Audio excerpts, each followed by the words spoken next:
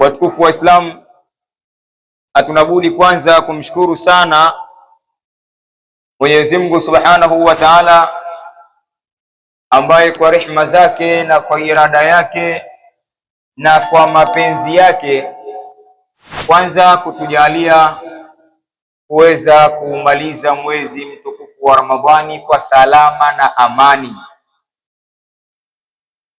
Lakini juu ya hilo tuendelee kumwomba Mwenyezi Mungu Subhanahu wa Ta'ala, ibada zetu zote tulizozifanya ndani ya mwezi mtukufu wa Ramadhani, Mwenyezi Mungu Subhanahu wa Ta'ala atupokelee kwa mikono miwili na hatimaye iwe ni sababu ya kufutiwa sisi madhambi yetu yote, na hatimaye tumuombe Mwenyezi Mungu Subhanahu wa Ta'ala kadhalika atujalie kupata mwisho mwema. Leo si siku sana ya kusema. Kanuni ya siku kama ya leo ni kutoa ujumbe mfupi sana, kisha baada ya hapo watu watawanyike wakaendelee na harakati nyingine za furaha ya Idi. Katika ujumbe mfupi wa leo, kwanza, kila Muislamu ajitahidi kuifanya siku yake ya leo kuwa ni siku yake ya bahati, na asiifanye kamwe siku yake ya leo kuwa ni siku yake ya nuksi. Ndio ujumbe wangu wa leo. Kila Muislamu ajitahidi kwa namna yoyote ile iwavyo, aifanye siku yake hii ya leo kuwa ni siku yake ya bahati, na kamwe asije akaharibu na kuifanya siku yake hii ya leo ya nuksi. Watukufu, kwa nini niseme haya? Mimi nanukuu tu katika miongoni mwa maneno ya mmoja katika maswahaba wa Bwana Mtume Muhammad sallallahu alaihi wasallam. Sahaba huyu anaitwa Uwaimir ibn Zaidi al-Ansari radhiallahu ta'ala anhu, aka Abu Darda, aka inayotambulika sana ni Abu Darda. Bwana mkubwa huyu ana maneno yake akasema, ukitaka kuijua siku yako kwamba ni siku yako ya bahati au ni siku yako ya mkosi, siku ya nuksi, alisema maneno yafuatayo: idha asbaha ar-rajulu, pindi atakapoamka mtu, idha asbaha ar-rajulu, pindi atakapoamka mtu, ijtamaa hawahu wa amaluhu, huwa vinamkusanyikia vitu viwili, matamanio yake ya nafsi na matendo yake. Vitu viwili, ukiamka tu asubuhi, kabla hujakwenda katika harakati zako, basi vitu viwili vinakuwa tayari vimekusanyika unavyo. Ijtamaa hawahu wa amaluhu, vinavyomkusanyikia mwanadamu ni vitu viwili, matamanio yake ya nafsi pamoja na matendo yake, amali zake. Akasema, fa in kana amaluhu tabi'an li hawahu fa yaumuhu yaumun su'un, ikiwa yale matendo yake ni yenye kufuata matamanio ya nafsi, basi hiyo siku yake ni siku yake ya ovyo, ni siku ya nuksi, siku ya mkosi. Yani ikifika wakati matendo yako, yani utendaji wako unafuata utashi wa nafsi unavyotaka, basi ujue siku yako hiyo ni siku ya nuksi, ushaumia hapo.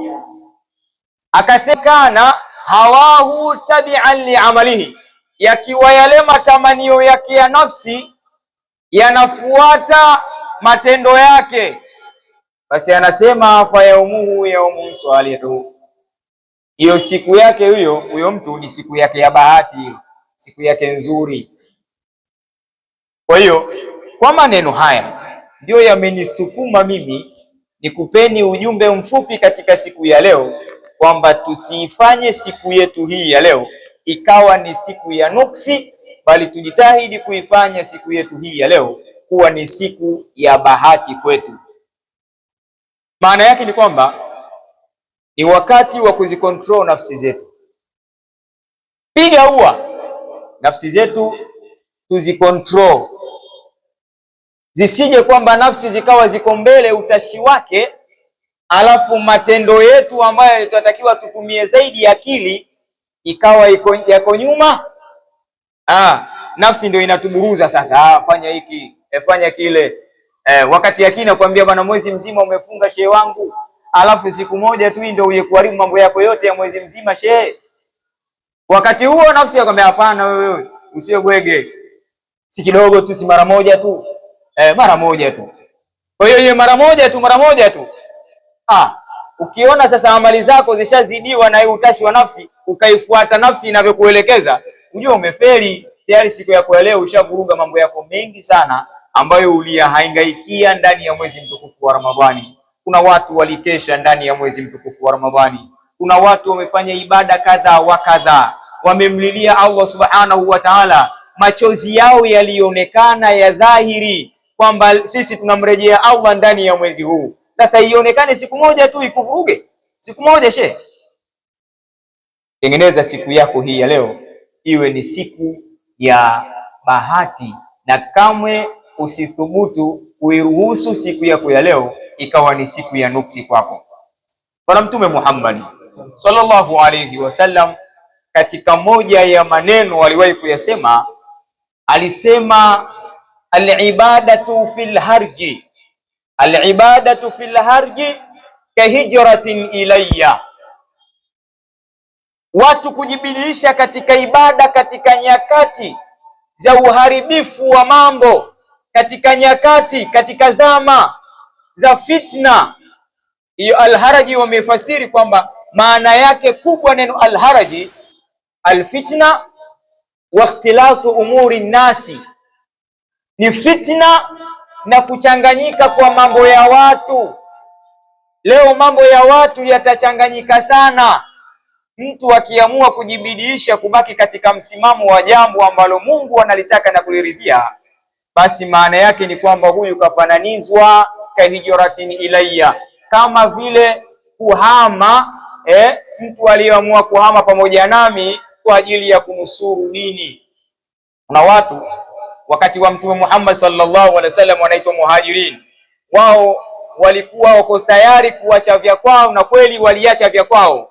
Walihama kutoka katika mji wa Maka, wakaacha familia zao, wakaacha kila kitu cha kwao, wakasema sisi tuko na Mtume Muhammad sallallahu alaihi wasallam katika kutetea kile ambacho mtume amekuja nacho, hatutomwacha aondoke peke yake. Wakafuatana naye bwana Mtume sallallahu alaihi wasallam pamoja na hali ngumu ambayo walikuwa nayo, hawakujali, au wakaitwa muhajirin. Na kwa hali hiyo basi, miongoni mwa muhajirin wengine walibashiriwa pepo wakiwa hapa hapa duniani, lakini pia wako wengine tunasema kwamba ni katika wale ukitaja tu radhiallahu anhu, ukitaja tu radhiallahu anhu, ukitaja tu radhiallahu anhu, maana yake ni kwamba wanaombiwa dua mara kwa mara. Na ndio maana haya maelezo ya kichokozi kidogo sio mazuri sana. Katika miongoni mwa wale asmau ahlul badri, asmau ahlul badri, watu wanaopiga al-badri, katika majina wanatajwa wale muhajirin, utasikia wale sio nani al-muhajiri radhiallahu anhu, muhajiri wale.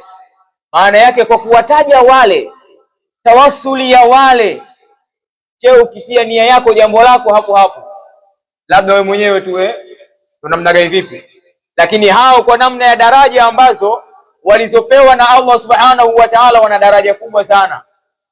Sasa anasema Mtume sallallahu alaihi wasallam, ikifika wakati Muislamu akawa na uwezo wa kutenda jambo jema, akafanya ibada katika nyakati za mchanganyiko wa mambo, inda fasadi zaman, wakati ambako zama zishaharibika, akaweza kung'ang'ana katika ibada, huyu bwana anafananizwa na hawa. Na kama utaweza hilo, inawezekana hata tukikutaja wewe tukapitia tawasuli kwa kupitia wewe, jambo likawa kama ukifikia, lakini kwa daraja hiyo tukikutaja tu bwana, kwa baraka ya huyu bwana tawasuli, tukafanya tawasuli, japokuwa watu wengine wanang'aka, lakini tukifanya tawasuli tukamtaja wewe, inawezekana ikawa ni sababu ya kukubaliwa. Kwa hivyo basi, ndugu zangu ni watukufu, Kwa maelezo haya ya Bwana Mtume Muhammad sallallahu alaihi wasallam, maana yake yanaashiria ni kipindi kigumu sana, kinatakiwa mwanadamu kukaza moyo, kupiga moyo konde, kuyaona yale mazuri yanamzunguka ambayo nafsi yake inatamani, akasema hapana, muda wa kuwa Mungu hayuko radhi nayo haya, mimi sithubutu kuyafanya, sithubutu kuyaendea, sithubutu kuyagusa, sitaki. Kwa daraja hiyo wewe unafananizwa na wale. Maneno haya ni Bwana Mtume Muhammad sallallahu alaihi wasallam, hadithi sahihi muttafaqun alayhi. Bukhari na Muslim ndio wameipokea hadithi hiyo. Al-ibadatu fil harji kahijratin ilayya. Ndugu zangu ni watukufu, kama ambavyo nilivyotanguliza kusema, leo sio siku ya kusema sana, bali ni siku ya kutoa ujumbe mfupi, na ujumbe wangu mimi wa leo, tusiifanye siku yetu ya leo ikawa ni siku ya nuksi kwetu, bali tujitahidi kuifanya siku ya leo kuwa ni siku ya bahati kwetu, ni siku ya kulinda ibada zetu, ya kulinda thawabu zetu ambazo tumezitafuta kwa mwezi mzima, kwa kuyaacha tuliyoyaacha na kuyafanya ya kheri tuliyoyafanya. Mwenyezi Mungu atujalie, atuwezeshe tuweze kuyasimamia hayo kwa uzuri, lakini Mwenyezi Mungu tunamuomba atudumishe katika ibada kama ambavyo tulivyoanza nazo vizuri ndani ya mwezi mtukufu wa Ramadhani, na tukaendelea nazo hatukiziacha mpaka hii leo tunaswali Idi. Basi tumuombe Mwenyezi Mungu Subhanahu wa Ta'ala tuendeleze ibada zetu zile ambazo tulizoanza nazo kwa uzuri, kwa sababu ndani ya mwezi mtukufu wa Ramadhani ibada tulizokuwa tukizifanya, na ndizo ibada hizo ambazo tunatakiwa tuzifanye nje ya Ramadhani, kasoro ibada mbili tu, kasoro ibada mbili, ile ya saumu ya Ramadhani. Katika miezi isiyokuwa ya Ramadhani hakuna saumu ya Ramadhani. Lakini pili, ibada ya tarawehi tuliyokuwa tukiiswali ndani ya Ramadhani. Nje ya Ramadhani ibada ya tarawehi hakuna, lakini swala tano zipo katika miezi mingine. Kama tulikuwa tunatoa sadaka, ipo katika miezi mingine. Yani ibada nyingine zote zina share na miezi mingine yote, kwa sababu anayeabudiwa ni Allah Subhanahu wa Ta'ala. Mwisho wa maneno yangu niseme, Sayyidina Abu Bakar Siddiq radhiallahu ta'ala anhu arda, alipofariki Bwana Mtume Muhammad sallallahu alayhi wasallam, baada ya yeye kupewa taarifa, maana alikuwa yuko nje kidogo ya mji, baada ya yeye kupewa taarifa kwamba Mtume sallallahu alayhi wasallam inaonekana hali yake kama vile sio nzuri, alitoka shambani akarudi mpaka pale mahala ambapo Mtume sallallahu alayhi wasallam alikuwa akipumziwa. Anafika pale anamkuta Sayyidina Umar ibn al-Khattab radhiallahu ta'ala anhu amechomoa upanga, anarandaranda pale nje. Asema yoyote nitakayesikia anathubutu kunyanyua kinywa chake na kusema eti Muhammad sallallahu alaihi wasallam amekufa, shingo yake ni halali ya upanga huu, tena chinja. Anarandaranda pale. Abubakari anafika anakuta ile hali. Abubakari akaingia ndani kumuona Mtume sallallahu alaihi wasallam, akamfunua shuka, akifanya research, utafiti wa vipimo vyote vya kienyeji. Hapa hakuna mtu. Akambusu katika paji lake la uso, kisha baada ya hapo akatoka nje. Akamwambia Omari, punguza jazba, tulia. Tulia bwana Omari, tulia. Vipi bwana, Mtume ameshakufa kweli bwana?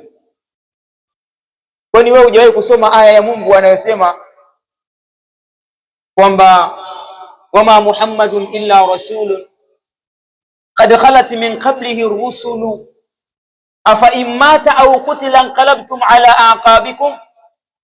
Hakuwa Muhammad isipokuwa ni mtume tu, na kabla yake washapita mitume wenzake. Ikitokezea yeye amekufa ima kwa maradhi au ameuawa vitani au kwa namna yoyote, imtarudi tena kule mlikotokea? Aya hii hujawahi kuisoma? Manake inaashiria kwa kuwa cheo chake ni mtume na wenzake kabla yake walikuwa nao pia wana cheo kama hiko, lakini wamekufa, na yeye maana yake kufa pia atakufa. Wewe aya hii hujaielewa? Maria pale pale akaanguka chini, nguvu zimemwishia, akasema kaanni lam aqra hadhihi alaya, aya hii kana kwamba ni mpya, kama sijawahi kuisoma. Naijua, lakini fadhaa tu za msiba wa mtu mkubwa kama huyu. Sasa Abubakar akawageukia watu akawaambia, jamani, man kana ya'budu Muhammadan fa inna Muhammada qad mata wa man kana ya'budu Allah fa inna Allah hayyun la yamutu. Kama kuna mtu alikuwa anamwabudia Muhammad, hakika Muhammad kashakufa. Na kama kuna mtu alikuwa akifanya ibada ya kumwabudia Allah kwa miongozo ya Mtume Muhammad sallallahu alaihi wasallam, basi Allah bado yuko hai, utaratibu wa kuabudiwa uko pale pale.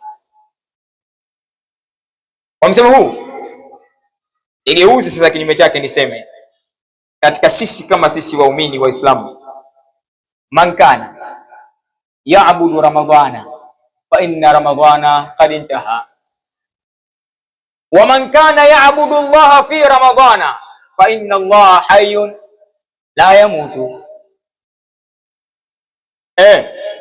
Jamani, kama kuliko na mtu katika sisi alikuwa yeye anaiabudia Ramadhani, yani ule mwezi wa Ramadhani ndio anauabudia, basi mwezi wa Ramadhani ndio ushaisha, watu wakaendelea na majambo yao, kwa sababu walikuwa walichokiabudia kimeshaondoka tayari, kimemalizika. Leo tupo kwenye Ramadhani, ujue Ramadhani ishakwisha. Kama kuna watu walikuwa wanaabudia ile Ramadhani, Ramadhani ishaisha, basi ruhusa warudi kwenye mambo yao yale yale, haina shida. Lakini kama kuna watu walikuwa wanamuabudia Allah ndani ya Ramadhani, kwamba yule mwezi wa Ramadhani kama kishawishi tu kilichowasukuma waingie katika kumwabudia Allah, basi Allah bado yuko hai na wala hamaliziki na wala haondoki, bado yuko, aendelee kuabudiwa. Kwa hiyo watu wataganda kubaki katika ibada zao ya kumwabudia Allah subhanahu wa ta'ala. Wale walikuwa wanamwabudia Allah ndani ya Ramadhani, kwa maana makundi yako mawili tofauti hapo. Kuna watu walikuwa wanaabudia Ramadhani na kuna watu wanaabudia Allah ndani ya Ramadhani. Kwa hiyo sasa makundi haya, basi yule aliyekuwa anaabudia Ramadhani tu ameruhusiwa kwenda kurudi kule kwa sababu Ramadhani imeisha. Yule aliyekuwa anaabudia Allah haruhusiwi kurudi tena kule baada ya mabadiliko yake. Muombe sana Mwenyezi Mungu Subhanahu wa Ta'ala atuweke katika kundi salama ili tutafute mwisho mwema. Wallahu tabaraka wa ta'ala yaqul wa biqawlihi yahtadi almuhtadun wa idha quri'a alqur'anu fastami'u lahu wa ansitu la'allakum turhamun. وقال عز من قائل عليم فإذا قرأت القرآن فاستعذ بالله من الشيطان الرجيم. أعوذ بالله من الشيطان الرجيم. بسم الله الرحمن الرحيم.